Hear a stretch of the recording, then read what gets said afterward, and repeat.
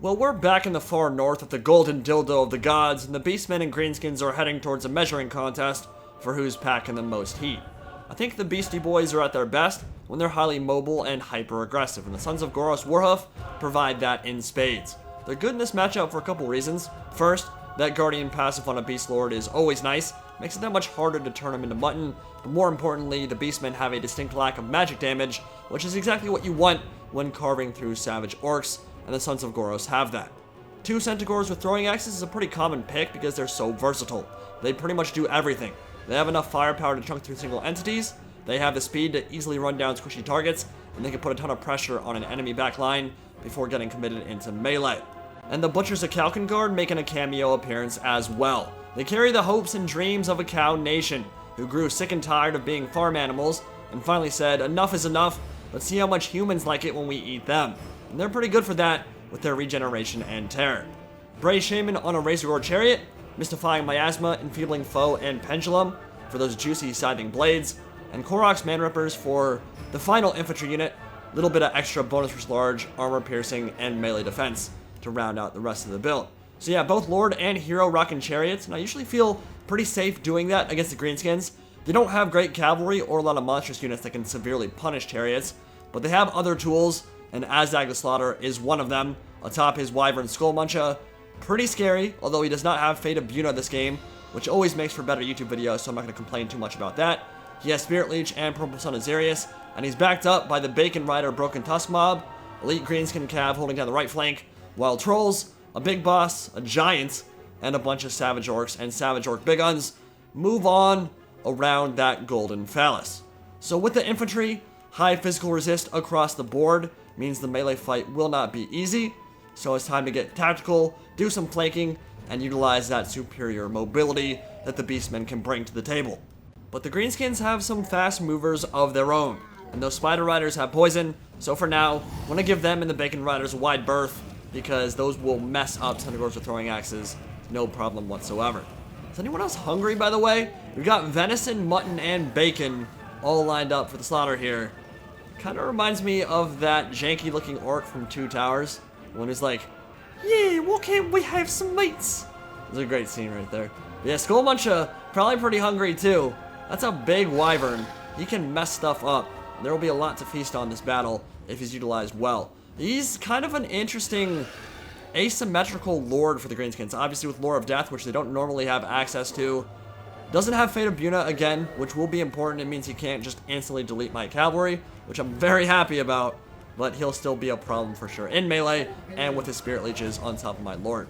So right now, I love it when battles start out like this. It's not just football, rugby scrum right at the start.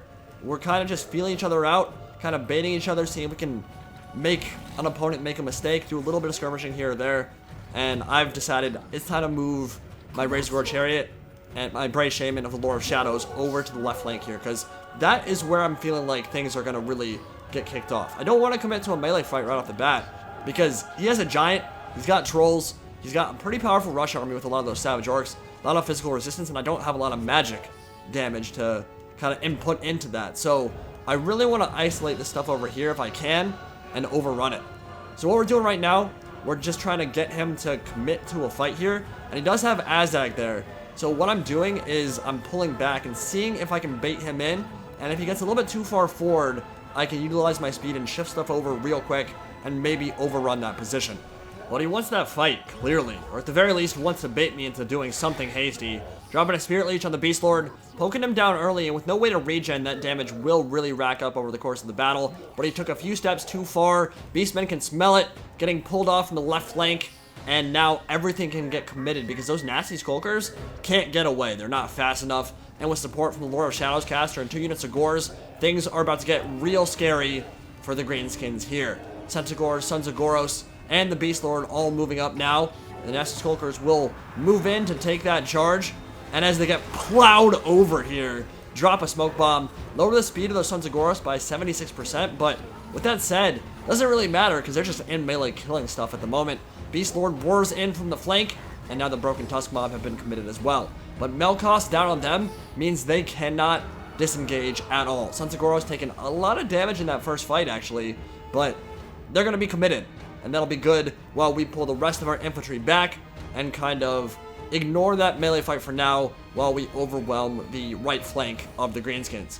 And with the Beast Lord in there, even though he's on a chariot, it's not like an ideal fight for him because they are bonus versus large. There's just so much stuff. I mean, it's just local superiority in terms of numbers. And even throw in those Centaurs with throwing axes, overwhelm them, rout them, shatter them. Centaurs are way faster than Broken Tusk mobs, so we can run them down. And now, in a very good position to finish off the rest of the units over here. But while they're getting turned into chopped pork, another Spirit Leech went down on the Beast Lord, and he's starting to feel that for sure. Nasty Skulkers will not be able to return to this battle. Another glorious charge coming in now. And I mean, this is why I love Centaurs with throwing axes, right? They can easily shift from being a really annoying harassing unit doing some skirmishing to just running over stuff with rear charges and with their really insane speed. So I just really like using them. I think they fill so many battlefield roles for the Beastmen here. And I'm even going to try to get some melee done on the back of these mangy Marauders and the back of those Death Creepers and Spider Riders. And just barely grazing the edge of those units, not quite making them turn into melee. Purple Sun Azarius goes down. Kind of a risky cast when they're not committed to anything, when they can kind of just move. Did some damage for sure. It would be very interesting to see Purple Sun actually work against monstrous infantry or monsters in this game. In Tabletop, it was actually designed to kill stuff like ogres. Things I think with low initiative is what it countered, but it would absolutely wreck big blobs of that. But as we know, Vortexes don't do anything to monsters in this game, which I don't really know why that's a part of the mechanic, just how it worked out. Anyway, Ungors are charging in now. Melkoth's Mystifying Miasma going down on those Unbreakable Night Goblins. And here comes a giant into the middle of the Bestigors. And that is a fight that he is going to quite enjoy. He would ideally like to have a meat shield out front, but still, I mean, he's going to mess stuff up. And WAAAGH gets popped. That Bestigor is not in his hands. That looks really goofy. While the Butchers of Kalkengard committed there as well. Wyvern coming down in the center. And Skullmuncha looking to feast on some Ungors and some Koroks Man-Rippers. While that giant is just being an HP sink and a tanky dude out here on the left. Already taking out the Bestigors to half health, but this is something that I need to do a lot better as a player, is minding the positioning of my units when fighting single entities. I should be moving my Butchers past that giant and surrounding him. A lot of the time an attack order just isn't good enough. Like, you'll have only a few models actually attacking. If you pull them through, you can sometimes like triple your DPS just by taking that extra second to move them to a better spot. Meanwhile, I have my Gors that are now in a really good position to flank, so they can actually go into the back lines or get a rear charge on those that are already stuck in the melee grind. And we're killing that giant slowly, but it'd be way faster if I just taken that extra second to give them that movement order. But yeah, WAAAGH keeping them in the fight nicely. Goreherd charging in from behind. But they're going to have a hard time cutting through that physical resistance of the Savage Orcs. And now, the Brave Shaman of the Lore of Shadows moving up to get some more casts down here. But Azhag needs to be really careful. He is in a precarious position right now. He's now caught in between the Sons of Goros and Koroks Man-Rippers. And that is a nightmare situation for him as a large target. Really does not want to be there, and that is one of the best things about Tentagors. They are one of the best units in the game, hands down, for punishing flying units who decided to land. If they land in a bad spot, Tentagors can prevent you from ever taking off again. But we've got a spell coming in here from the Lore of Shadows, and a Penumbral Pendulum about to rip through some Savage Orcs. And if you want to get through physical resistance, one of the best ways to do it is pure magic damage from spells, and that should do nicely right there. Savage Orcs charging in from the flank, and Azhag did manage to escape. He got lucky. That Wyvern has 110 move speed, which makes him, I mean, even on the ground, he moves insanely fast. One of the few mounts in the game that probably could have escaped from that situation there. But he did get away. While Enfeebling Foe will make those poor troll stats a complete joke. And Beast Lord running for his life with a Nurgle pig at the helm, desperately trying to escape from the big bad Wyvern. And he will for now. But one or two more Spirit Leeches will send him pretty much to routing territory. He's not looking too good right now. And the giant channeling his inner Kryptonian as he unleashes some more Frost Breaths into the middle of the Butchers of Kalkengard, who have tanked this entire flank really nicely. That regeneration already given them over 1,000 hit points of life.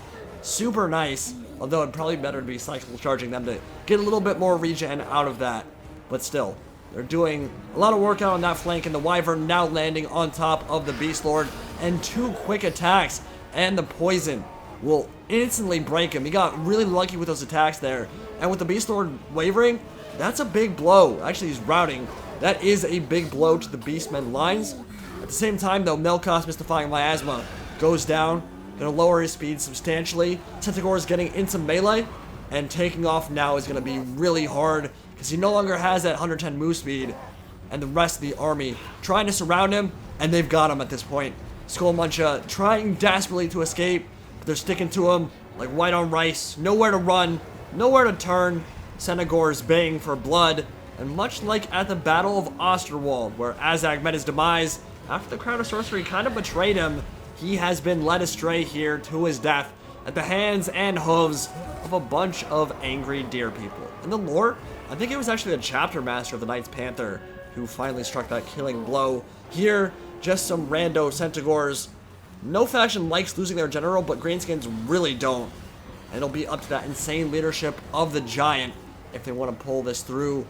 Trolls and Savage Orcs fighting for now, but that's a big leadership debuff. And Butchers of Kalkengard moving out on the flank. Oh my god, the guy just got deleted. The Bestigor just got deleted by Frost Breath. And Enfeebling Foe going down on the Giant as the throwing axes come in here. And Butchers of Kalkengard roaring in from the flank with that glorious somersault RKO out of nowhere style. And yeah, those Greenskins no longer want to play any games. They have had enough. Giant going right for the Bray Shaman. And might actually, that's going to hurt a lot. But that is a lot of throwing axes kind of impaling him on the head right now. The Giant falls to his death. And that will pretty much put the nail in the coffin for the Greenskins. And the Beastmen will take the field as the rest of those Savage Orcs go down. So, an interesting one for sure. I felt like the beginning of that battle was really interesting because there's a lot of back and forth. We didn't end up doing a lot of damage there, but it's not always about damage, right? It's about getting your opponent into a position where you can capitalize on a mistake.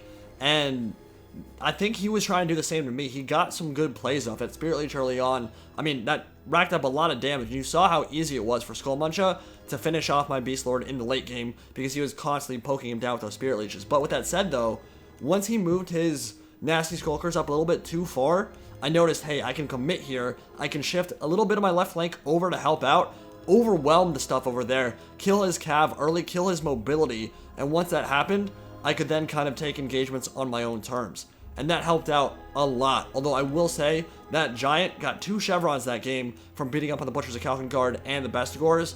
Really impressed me there. He would have done even better if he could have gotten a Savage Orc or those Goblins out in front to meat shield for it. But even still, soaked up so much damage over there. Literally held the left flank down for more than half the battle.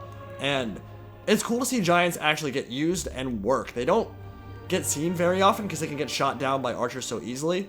And I don't usually use archers with this faction. I usually go for the Centaurs with throwing axes, but archers are still really good, and they would have helped me a lot against that Giant for sure.